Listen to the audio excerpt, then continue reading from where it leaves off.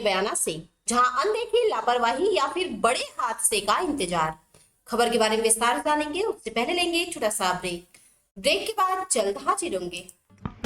इस खबर के प्रायोजक हैं फास्टको। जल्दी हो जाना तो फास्टको बुलाना। बाइक से लेकर लग्जरी कार, सेल्फ ड्राइव पर उपलब्ध। ग्रुप ट्रेवल के लिए लग्जरी बस भी उपलब्ध। सबसे सस्ता एक बार सेवा का मौका अवश्य दें। व्हाट्सएप करें 9044808808।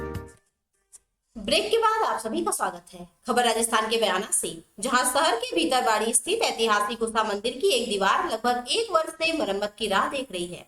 मरम्मत के अभाव में बारिश के कारण दीवार अचानक ढहकर गिर गई। हादसा उस समय हुआ जब दीवार के पास रास्ते में कुछ छोटे छोटे बच्चे भी खेल रहे थे, परंतु परमात्मा की कृपा से किसी को कोई भी नुकसान नहीं हुआ। स्थानीय निवासी राकेश नहरौली सहित अन्य लोगों का कहना है कि पुरातत्व के अधीन आने वाला यह महाभारत कालीन ऐतिहासिक उषा मंदिर है, जिसकी देखरेख के लिए पुरातत्व विभाग द्वारा कर्मचारियों की तैनाती की हुई है, जिनके द्वारा लकड़ी की पारमान दी गई है। स्थानीय लोगों के अनुसार बार बार शिकायत करने पर भी विभाग के अधिकारियों का इस ओर कोई ध्यान नहीं है, जिसके कारण यह दीवार गिर गई। लगता है प्रशासन को अभी भी किसी बड़े हादसे का इंतजार है। भविष्य में इसके और भी गिरने की संभावना बनी हुई है। इस ऐतिहासिक धरोहर को बचाने के लिए प्रशासन को जल्द से जल्द कदम उठाने चाहिए। देखे बयाना से reporting in charge channel Hariom Upadhyay की रिपोर्ट। बयाना से हम आपको दिखा रहे हैं आज उषा मंदिर की जो रंगशाला के नाम से जिसको जानते हैं उसकी धरोहर की तस्वीर है।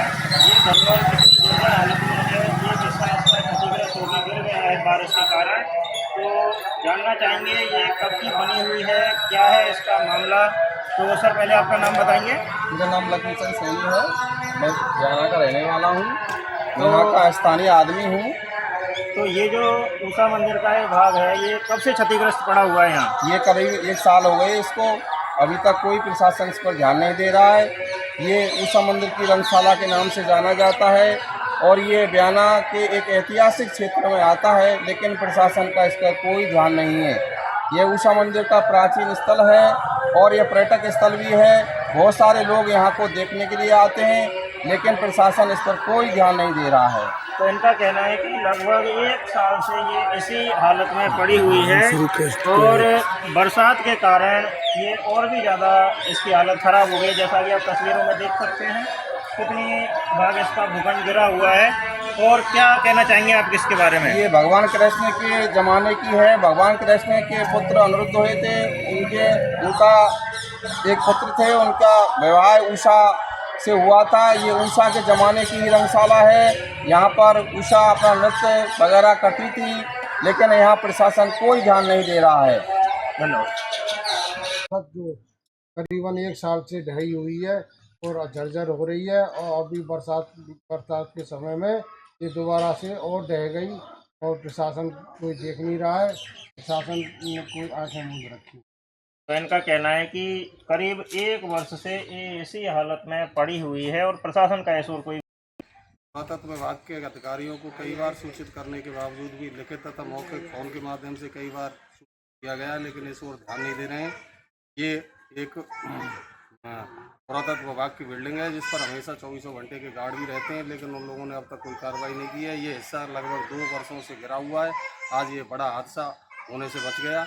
इसमें आम रास्ता है, आम रास्ते पर पूरा मटेरियल इसका गिरा हुआ है और ये बड़ी दुर्घटना हो सकती है कभी भी। इसलिए इस ओर पुरातत्व विभाग के अधिकारियों को ध्यान देना चाहिए, और अगर पुरातत्व विभाग के अधिकारी इस ओर ध्यान नहीं देंगे तो निश्चित रूप से हम भविष्य में एक बड़ा आंदोलन करेंगे। राजा बेनचक्र के बाणासुर और बाणासुर के पुत्री उषा मंदिर, जो भगवान श्री कृष्ण के नाती अनिरुद्ध के साथ में शादी हुई, विवाह हुआ, पहले युद्ध हुआ, युद्ध के बाद में संधि कराई भोले बाबा ने, फिर उसके बाद में मतलब ये कह दोनों का विवाह हुआ। और जिसकी ये रंगशाला है, ये रंगशाला मतलब रंगशाला ये, और रंगशाला का बरसाती तेज बारिश के कारण इसको क्षतिग्रस्त हो गया है। अतः अनुरोध है पुरातत्व विभाग से कि इसको तुरंत सुधरवाएं।